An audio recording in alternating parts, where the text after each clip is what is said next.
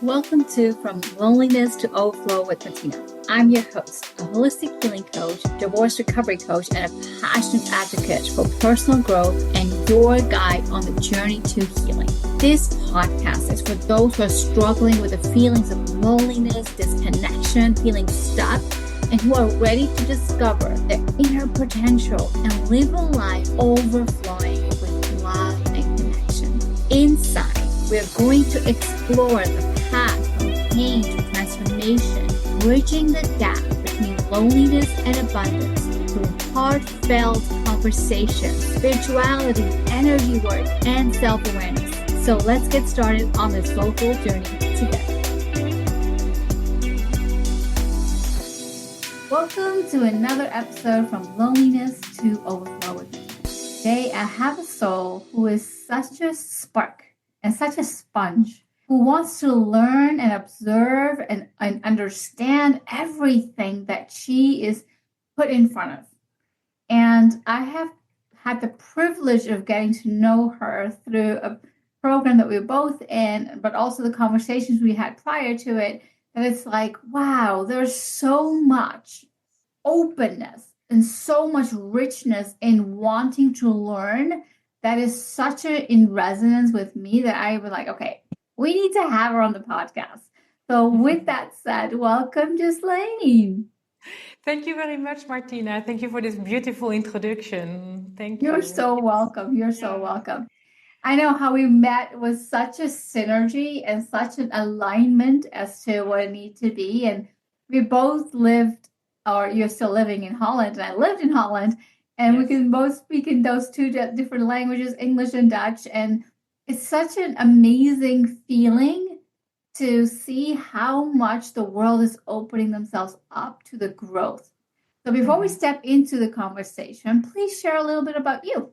Well, my name is Ghislaine Albina. I'm originally from France, but I live in Holland. I've been living here for 25 years. I have a Dutch husband, and I love the sunshine. I love flowers. It's the beginning of the spring now, so there are flowers everywhere. They lighten my my days and they lighten my sparkle. So that's beautiful.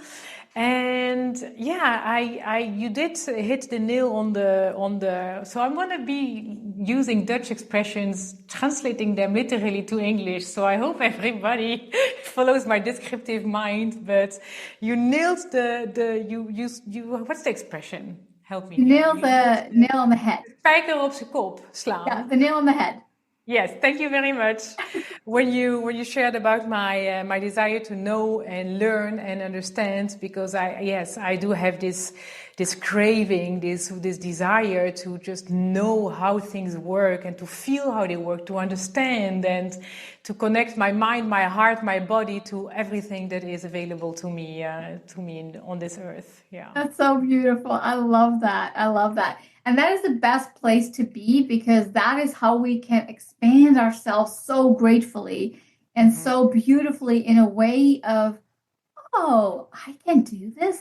Oh, that lives inside of me. So this is a beautiful segue into the question I have for you is, what was your loneliness or your disconnection moment that has led you now to be this curious person and to want to understand and want to grow and want to be that highest version of yourself, if you will? I resonate very much with the word disconnection, because this is truly what led me to this desire to always be connected in different ways. I have struggled for a very long time with my body, with the relationship I had with my body. Being present with my body and not being present in my body and with my body. My weight went from big to like a lot of kilos on the weight and then big, small, big, all the sizes. A love-hate relationship with my body based on the size that I was. And the point of disconnect was when I just realized that I didn't feel anything in my body. So my mom passed away in 2010, and after some time I decided to go to yoga. I had a depression, And I went to yoga, and in one of my first yoga classes, I was guided by my yoga teacher to feel how my body felt in one of the asanas that we were doing, and I realized I don't feel anything. I have no idea. I didn't feel anything in my body, and at that point I realized that I was completely disconnected from my body. So I was here, and my body there was a separation. Mm-hmm. So that's the moment that I completely felt disconnected and knew there was a disconnection, because the disconnection had been there for longer. I can imagine that also is a very confronting thought. It's like, oh, I don't feel anything. Why am I not feeling anything? What's going on? What am I missing? What's happening here? And why is this disconnect happening right now? How did you go on that thought process, which for some people, because especially as women, right, we have this relationship with our bodies and how we look and how the world perceives us in a different way than how we want to look. So I'm very curious as to when you got to this moment and understand that you're disconnected from your own body, what was the thought process that led you then from saying like, oh, I'm disconnected, I'm not good enough, I'm not this, I'm not that, I'm not this, and stay there versus finding other ways? Well, definitely didn't stay there immediately. I went into automatic reaction, first of all, and the automatic reaction was, okay, I need to get control back over my body. Mm-hmm.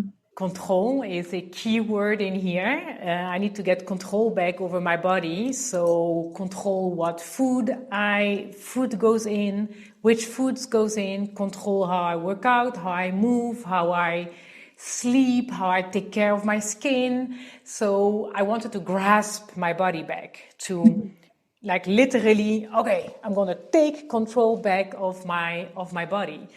And I continued going to yoga, and I continued to sense and feel that there was something else that I was stepping into. And in the beginning, I wanted to continue to do yoga to be able to control my body better. But there was something that was really calling me to move in a different, like the internal movements.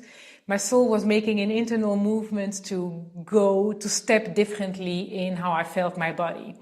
So my mind was telling me it was this reason and this reason, and there was something else that was happening at the same time. And so I decided to become a yoga teacher. I did a certification just because I wanted to anchor this very small connection that I had felt from my first class. Mm-hmm. And that in the end, it was a game for quite some years in controlling, leaning in, controlling, leaning in.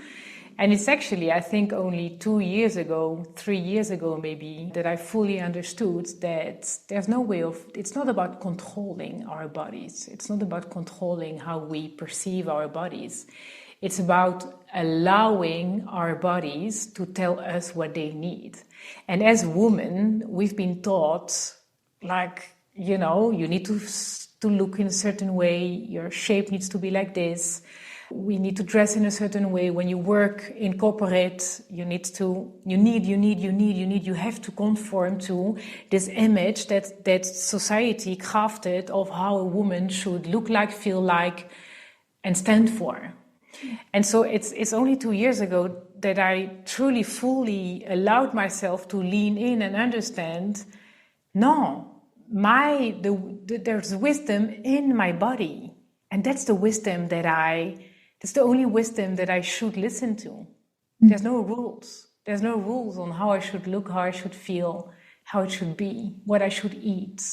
There's the wisdom of my body. And if I can reconnect to that, then there's freedom in how I step with my body connected into the world. Yes. I'm curious, how would you describe the difference between control and acceptance? That's a very different, oh, that's funny. That's a very interesting question. The difference between control and acceptance. Control is from the mind, is dictated by all the preconceived ideas that we learned from our mothers, our aunts, all feminine figures that we had around us from a small age. And acceptance is just opening your heart to whichever body you have been gifted in this lifetime. Ooh, I'm getting chills. It's a gift. It's a gift. Wow. These bodies are a gift. Yes. Yeah. So what I'm hearing is that deeper message for all women and men, for that matter, to accept the physicality that you have been blessed with. Yes. Yeah. Absolutely, because I truly believe that our soul chose to have an earth experience in a body. Because I could also have chosen to be a tree in this lifetime. Well, that's my belief, yes? Mm-hmm. I chose to have a body in this lifetime as a Ghislaine. And that's the true gift, because our body is, well, I'm going to speak for myself because this is how I experience it. My body is the channel through which I get to feel, I get to sense, I get to touch, I get to see. And it's my body that gives me this amazing experience. Mm-hmm. And when we try to control the body, she needs to stop being angry, stop being sad, stop moaning, stop eating this. You should go on a diet. Stop, don't drink this, don't eat this. Clean up your room, clean up your space. We contract her. Mm-hmm. So it starts for me. My body has been my biggest teacher, and for me it starts from the body and it expands to everything around me. Yeah. The senses are a vital part of our human experience, mm-hmm. And the mind, who loves to control, will bring the way of life that we feel that we need to fit in. But the soul and the acceptance and the care of recognizing how unique you are, mm-hmm. allows you to then step out of that box and be like, what are my senses telling me? Yes. Versus what is my mind telling me? How important has it been for you to listen to your senses? And was there one specific sense that you're like, that one was very loud? No, it's been actually very difficult for me to truly connect and land into what was guiding, how my internal guidance, mm-hmm. was actually. That has been for me a big challenge, because I discovered that in a trip that I just did to Sedona. We were just speaking about that. I discovered that my guidance is a sense of knowing. Mm-hmm. And knowing is often something that is associated with the mind, but my knowing doesn't come. So there's my understanding of things, the things that I learned, knowledge, so that's the mind. Yes, exactly. But then there's my knowing, and my knowing comes from, how I can describe it the best is that it all of a sudden it hits me. It's here. Yeah. This is what it is. And I never trusted my knowing because I didn't know how to differentiate the knowing of the sense that was entering me and the knowing from my mind. Mm-hmm. And I recently learned how that moves in me. So I don't remember what your question was. No, this is perfect. Because what I'm hearing, Ghislaine, is like you went from a person who felt completely disconnected with her body, mm-hmm. to getting that control back first, understanding it wasn't control, it was acceptance, then going from acceptance into understanding your senses and deepening your own sense and your own spirituality with your own self, spiritual and also physical body, to now being at this place where it's like, okay, the sense of knowing that hits me out of me, that is not coming from my mind, it's not coming from my knowledge, it's not coming from my day-to-day, is something that my intuition, if you will, which is a more common word used, that just hits like that. Yeah. And it's like, okay, that's what it is. And I resonate with this because my strongest sense is knowing as well. And I understand this battle as to, okay, am I thinking this or am I, what is this? So that second thought, where you're doubting it, determines if you're going to follow it. Exactly. A few years ago, I started connecting to my knowing, and I would say a few years ago I would share it by saying it's the softest noise, the softest voice, softest voice, because it was very soft, and so I've been learning to trust that voice and leaning in and surrendering to that voice. And now I'm also practicing the voicing of when the knowing is present, and just sharing when the voice is when the knowing is present, and it's becoming now the loudest voice.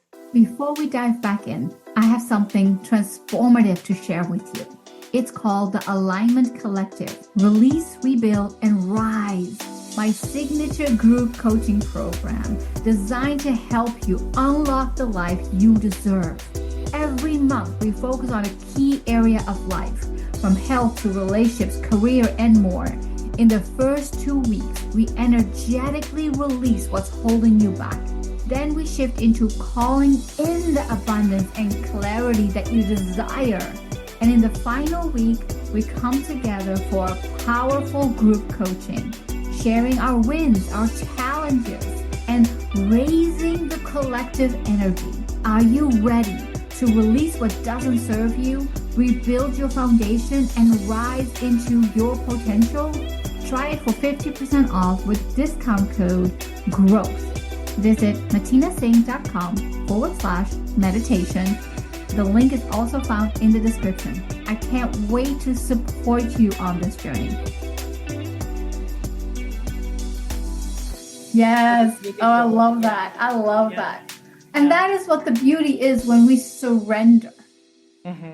How often in your journey has surrendering really granted you something bigger than you expected? Many, many times. Each time. Every time, actually. I think that, we and especially as you mentioned, I really want to understand. So I step forwards with 2 feet and I get an idea or an image and I'm like, boom, done, yesterday. And I have been leaning more into the feminine nature, and the feminine nature wants to just let things come in and gently float. And so I've been leaning into, when I get an idea, just letting the idea be here, letting the idea be present, but still wanting to take action and take action and take action and take action and do something and step forward and choose a color or I don't know, something. And each time when I catch myself trying to control again, it's a theme for me, and that I fully surrender, and then all of a sudden what I can create or do or speak about or voice is so much bigger than me. Yeah. That's so powerful, because what I'm hearing is also this dance with the feminine and the masculine part of ourselves, and not being stuck in either or, but being able to be fluid and dance with it and be like, hey, I'm doing control here. Let's bring it back here. Let's dance more here. Let's surrender more here. Yes. And this unity of masculine and feminine is not about being a man or a woman. It really is about those both elements that we all have inside of us and allowing that part out. Yeah. Letting both be fully present. Yeah. That's an art. And that is an art. Yeah, that's the feminine surrendering to the masculine, and also, the collective. So a mentor that I used to work with, she says, or she used to say, the feminine has been liberated into the masculine. So we fought for our rights, for example. Mm-hmm. But fighting is not the feminine way. Mm-mm. Doing is not the feminine way. And so this is remembering also that I am leaning into, is remembering what is the essence of the feminine. It's presence, it's fully being, holding yourself. So that's the masculine side of things within us. But then how do we step into the world? That's this beautiful dance. And it's a challenge. Mm-hmm. But challenge is maybe a masculine way of seeing things, so it's an invitation. A very subtle distinction, but a very important one once again. Exactly. How do we voice things? How do we voice things for ourselves? And from which place do we make choices? Yeah. From where do we take action? Because we need, as you said, there's the balance of the masculine, of the feminine, and how do we allow both to merge, so that we can authentically step into the world from the essence of who we are? Yes. Yeah. Yes. How did you discover who you are? By bumping into who I was not. Literally, like tonk, tonk, tonk, like, there's a whole wall somewhere of who I'm not, and I just kept on tonk. And I'm laughing because it's a fun game, but yeah. So I discovered who I was by just finding out who I was not, and I didn't discover what I wanted to do with my life by following my bliss. I wish I had this, like, I followed my bliss, and there was a flower on my path, and I followed the flower, and yada yada yada. And there was a butterfly after that, and no, it was like poink, poink, poink, poink, poink, poink. I hit the walls of what I didn't want and who I didn't want to be and what I didn't want to identify with anymore. And I'm still learning. I'm still finding out. It's beautiful. And I came to find it beautiful, but there have also been moments in my life that I was like, this again, really, this again. And I believe we all.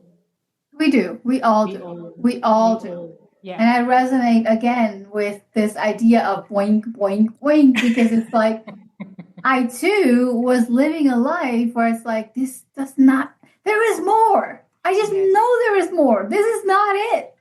Exactly. And the very subtle thing of your brain in that moment where there is more, the brain goes to, we don't know what that is. This is what we know. This is what you have to stick to, because this is what you know. This is what's safe. This is what's okay. Mm-hmm. And it takes courage. And what you're sharing, Ghislaine, is not only having the courage of surrender and the curiosity of learning and trying to find better ways out of this box, or the walls, as you described it. Yeah. But it's really also trusting this higher knowing that there is more for you. Yes. You trusted that.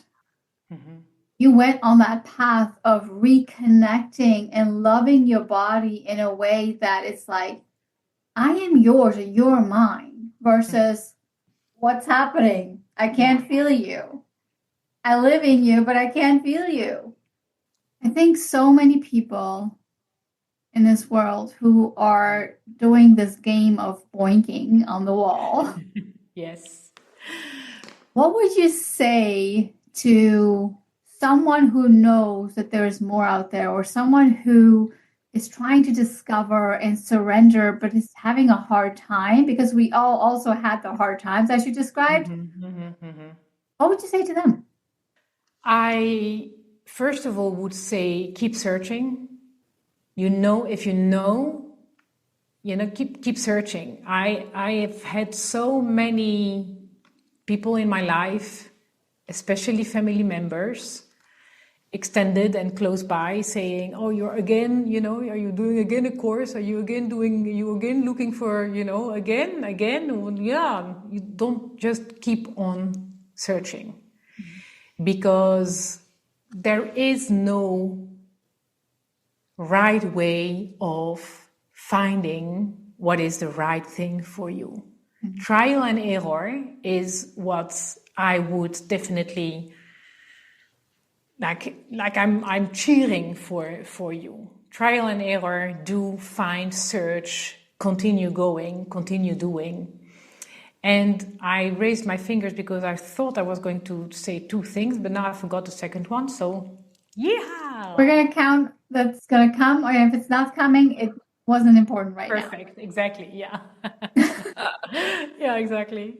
Awesome. Yeah. Searching is such a interesting path, because in the search, you're trying to find something that can guide you. And we all can find amazing things that can guide us. Yes. What I found in my journey, I'm curious to hear if that's also your case, is while things can guide us and people can become that pioneer of, ooh, you overcame that. I want to understand how you overcame that. You are this light. I want to understand what you do. So as you were searching for others, others are searching for you. Yet, at the same time, we already have the knowing and the knowledge and the answers inside of us. Yes. Because any teacher, mentor, guide that I have come across have always reminded me what was inside of me versus teaching me something that my soul was completely against. It was like, no, that resonates. That one thing there, that is like, oof, I want to know more. Yes. What was it for you, and what would you say about that, where you're like, yes, we're many teachers and we will grow from many perspectives, but it was always coming home that was more important? Yes, I love this. Thank you for bringing it up and reminding me, because it's beautiful to hear again and again. Someone else, even a beggar, a lady that we just crosses on the street, can just ignite something in us, and that's ignition. This ignition that sparks something and that supports us in this curiously stepping forward and continuing to look for what is ours. Yeah. And I'm also truly understanding that there is no one in the whole history of humankind that has ever been Ghislaine. There's no one in the whole history of humankind that has ever been Matina. We are so unique in everything, in all the ways, and how does Emily say it? In all the ways and every ways. There's a way she says it that it just sounds like beautiful and poetic, but in all the ways and every ways, I'm going to say it like this today. We are so unique. There is no one that has ever done what I'm trying to do with my life, what I'm creating, what I'm bringing to this earth. So there is no example for me to follow. There's no step. There's only the inspiration that someone else, the ignition that someone brings into my life. So yes, it's all a remembrance of all that is already there. And then the choice we make as Ghislaine, as Matina, or as every person that we are. Absolutely. Yeah. 100%. It is so important to be open. Yes. And you're such an open soul. You're such an open soul. And I love that. I see that every time we meet. And I'm like, oh my God, I love you showing up again. There she is. And Yay! it's a gift. It is truly a gift because many Thank people you. want to be open. They don't have that desire or that willingness to surrender yet. And yet is an important word here. Yeah. There were many, many, many occasions where I wasn't ready. But I define it in those moments as, nope, I'm not ready. End of story. Full stop. Stopped. Versus saying, I'm not ready yet. And I learned the power of yet so many years later, where it's like, wow, words have so much power and words are so important for how we speak. Yes. And you alluded to this earlier in this conversation too. What is a word that you would say that's like, that word changed my perspective completely, if any one? So I'm going to say the word, and can I explain where the word comes from? Because Yeah, otherwise it's going to please. be maybe like a little bit like, huh, what is she saying? So my word is bouncing. Okay. Because so that's a word that came into my world from a quote from Abraham Hicks. What is just a bouncing place for so much more. And so Ooh, I love that. yes, it's a beautiful quote, and so I want to be bouncing. I want, bouncing. I've been, just bounce, just, even if you are stuck, if you don't know, if you are irritated, if you are angry or sad, or you just can't get yourself out of your emotions, bounce. Just bounce, because it reminds me of being a child and of just freely being like, bouncing, yeah, I'm bouncing. And this is exactly what we want to turn on into ourselves. And it's the same. It makes me think of what you just said. I'm not ready yet. Exactly, that's bouncing. I'm not ready yet. Just bounce. Just bounce and go to that other spot or the place or just yeah. So bouncing is my Oh, I word. love that word. I love it. It's so playful and it matches your Exactly. personality too. Yeah. I love it. Love it, love it. Yeah. So, Ghislaine, we have a little ritual on this podcast where I get to ask you a question that the previous guest has left, and I will ask you after the recording to leave a question for the next guest so we can create this beautiful synergy and this strain of giving forward. The question I have for you today is, ooh, this is a good one. We feel the stress in our body and can tell that through a headache or pain. However, do you know where in your body can you feel joy and happiness? I love it. It's a beautiful question. And yes, I know. It's exactly what we were talking about also, how to connect to your body. Are you connected to your body? Yes or no? This is perfect.